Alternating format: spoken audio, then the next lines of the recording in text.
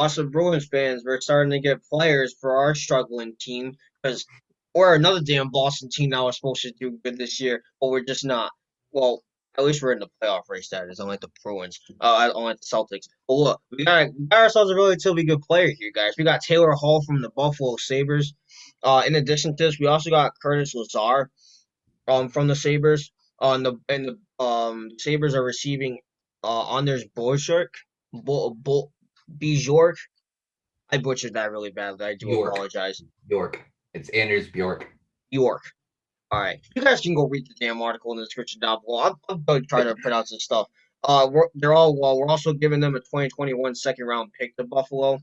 Now a lot of people are a lot of Bruins fans aren't really too happy with this. So let me start off with this since this is my team, Mario. First of all, welcome to Boston, Taylor Hall, and Curtis Lazar. I hope you guys make yourselves home. Um, Let me explain myself, okay? I think this will work out, and let me explain myself, okay? We all know Taylor Hall. He won the 2018 MVP a couple years ago. And since then, he's played with the Coyotes and the Buffalo Sabres. And this year, he's had an all-time low in points per game with .51, which isn't good at all, obviously. Now let me explain myself. Okay, now on paper it looked bad. I get it.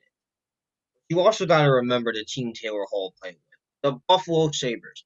Sabres, Mario, the Buffalo Sabres. What are you gonna get out of that team? And I'm sorry for you Buffalo Sabres fans out of there, but your team is an absolute mess. That team sucks.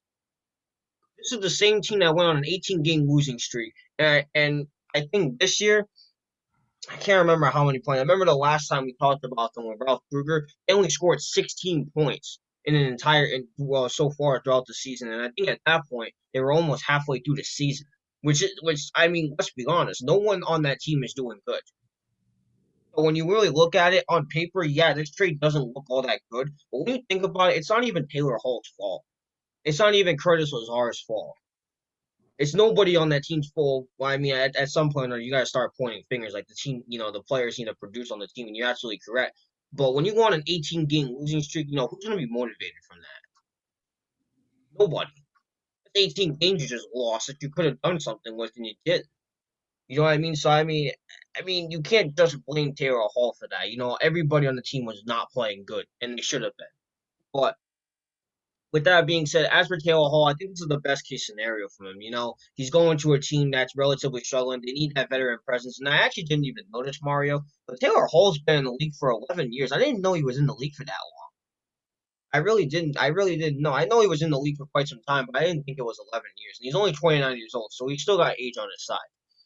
But I think this is the best case scenario for Taylor Hall, and for Curtis Lazar. You get to back up get to reinforce a struggling Boston Bruins team. We lost in Dino Chara in the offseason, which I'm still trying to cope with that. And we also lost Torrey Krug in the offseason as well. So that's not, obviously getting two more players, no one's gonna replace Dino Chara, you know what I mean? I mean, what do you like here now? I know we still got Patrice Bergeron and what do you call it, Brad Marchand, but they're not as Dino Chara. I'm sorry. That guy's a future Hall of Famer, and we all know that. But look, I think with that being said, and Taylor Hall, I was reading an article about how Taylor Hall wants an extension from the Bruins. He wants to stay with Boston because he knows that this is a team that can actually go far. It's just, I don't know what the hell's going on in Boston, man. Like they're in the same boat as the Celtics, and I think they're in a better situation than the Celtics. It's like one game they look absolutely great. And then the next game, just like last night, was just I couldn't even watch that game. It was a disaster. Like one game they go from being great, and then the next game they're like the worst thing on ice. Like just the other night, I think we beat I can't remember who we beat. We beat someone like 5 something, and then last night we just lost to the Capitals 8-1. So really, the problem with the Bruins is consistency, and I think Taylor Hall could really help the Boston Bruins be consistent. And I really hope he does too, because I'm getting sick of this damn team getting blown out the way they do. So with that being said, welcome to Boston, Taylor Hall and Curtis Lazar. Best of luck to them moving forward. And I can't wait to see what they do in the Boston Bruins uniform. Right. Well, first off, best of luck to Taylor Hall and Curtis Lazar on their new home in Boston. I want to wish best of luck to Anders Bjork as well, going to Buffalo. First of all, starting with the Buffalo situation, yeah, Buffalo obviously right now they're a mess. They fired their coach Ralph Kruger, and then they got to go from there and everything like that. And honestly, it looks like the Buffalo Sabres are going to be real rebuilding. They took from you guys a 2021 second round pick, which is a sign of them possibly rebuilding. Obviously picks when you're getting a lot of picks and you're trying to get as many as possible, that is a sign of you wanting to build a future. Um, but yeah, so Sabres were obviously a rebuilding for I think they're turning into a rebuilding franchise. Now, as for Taylor Hall going to the Bruins, I think it's a good addition as to leadership wise. Once Chara left, I felt like leadership was kind of gone. Not gone, but I felt like they lost a lot of leadership and they lost that voice because that's what Chara was. But let me tell you something. Taylor Hall has been in the league since 2011, and Taylor Hall is definitely a veteran. He's actually broken a couple Wayne Gretzky records, which I say whenever you're on a record book that has Wayne Gretzky in it and Wayne Gretzky's below you, I think that's something you definitely accomplished. So I mean, with that being said, I mean he's definitely a veteran's veteran, and obviously he's not having the best year. But what concerns me is he's going from like obviously the Buffalo Sabres are like another group of terrible. The Bruins they're in playoff position, but they're not great neither. So I want to know is this is how much is this going to help the Boston Bruins? And I can't say like what you said like it's not his fault. I can't say if you're right or wrong because I haven't seen him play in black and yellow yet. I haven't seen it happen. So once I see him playing black and yellow, that's gonna test whether you're right or wrong if it was the team or if it was him.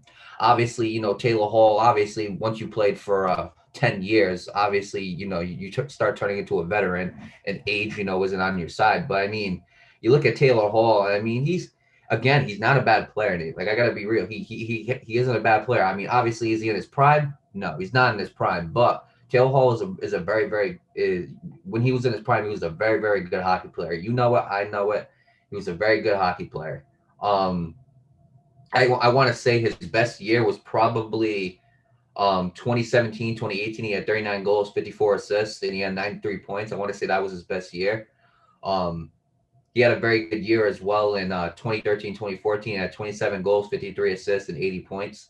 So, I mean, when you really look at it, Tyler Hall, like he's had some pretty good years recently. Recently, Nate, they've been low.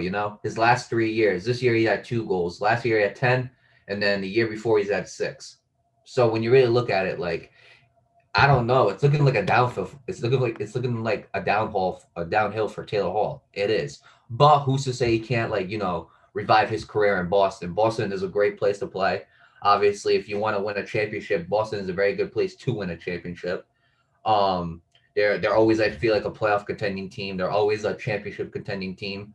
Um, so yeah, Boston's a very good place to play, but it's all about what type of impact is Taylor Hall going to have on the Boston Bruins? Not what the Boston Bruins are going to have an effect on him. That's not the question. The question is what impact is he going to have on them? Because let me tell you something. If the impact is not strong enough for Taylor Hall, he might not get that extension.